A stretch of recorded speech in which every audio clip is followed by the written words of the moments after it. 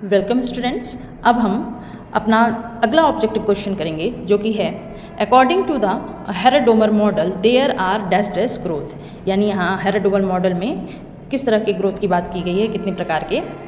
पहला है actual growth rate, दूसरा वारंटेड ग्रोथ रेट, तीसरा नेचुरल ग्रोथ रेट, चौथा है ऑल ऑफ द अबव।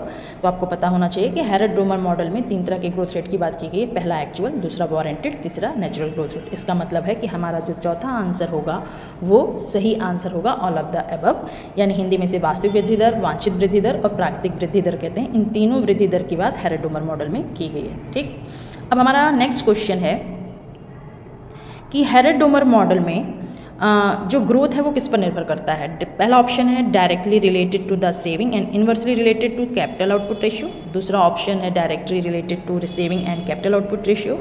तीसरा है indirectly related to saving and directly related to capital output ratio. और चौथा है नन ऑफ द अबव। तो आपका यहाँ राइट आंसर है पहला, directly related to saving and inversely related to capital output ratio. यानी जो ग्रोथ रेट है वो बचत से प्रत्यक्ष रूप से संबंधित है और अप्रत्यक्ष रूप से कैपिटल आउटपुट रेशियो से संबंधित है। ठीक है, अगला हमारा क्वेश्चन है कि critical minimum effort theory was propounded by Harvey Leibenstein, Ragnar Nurkse, Hirschman and Rostow. तो यहाँ आपका राइट आंसर होगा हार्वे लेवेंस्टीन। ठीक है, पहला आंसर आपका सही होगा। अगली थ्योरी है, द क्वेश्चन है low level equilibrium trap model is given by. Option आपका दिया गया है हार्वे लेवेंस्टीन, दूसरा रैगनर नक्स, तीसरा हर्शमैन, चौथा नेल्सन। तो लो लेवल इक्विलिब्रियम ट्रैप का जो मॉडल है वो नेल्सन के द्वारा प्रतिपादित किया गया था। यहाँ चौथा आंसर आपका करेक्ट आंसर होगा।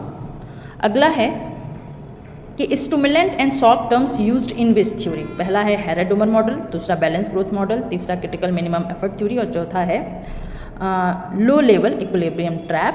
तो शॉक्स एंड स्टिमुलेंट शब्द का प्रयोग जो किया गया, टर्म का प्रयोग किया गया है वो क्रिटिकल मिनिमम एफर्ट थ्योरी के अंतर्गत किया गया है। यानी तीसरा आंसर आपका सही है। स्टिमुलेंट माने जो अर्थव्यवस्था में आय को बढ़ाने वाले फोर्सेज होते हैं और शॉक मतलब जो आय को घटाने वाले फोर्सेज होते हैं।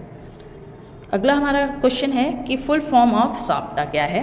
SAARC preferential trade agreement, South Asian progressive accord, तीसरा South Asian political trade agreement, चौथा है South Asian partnership and trade alliance.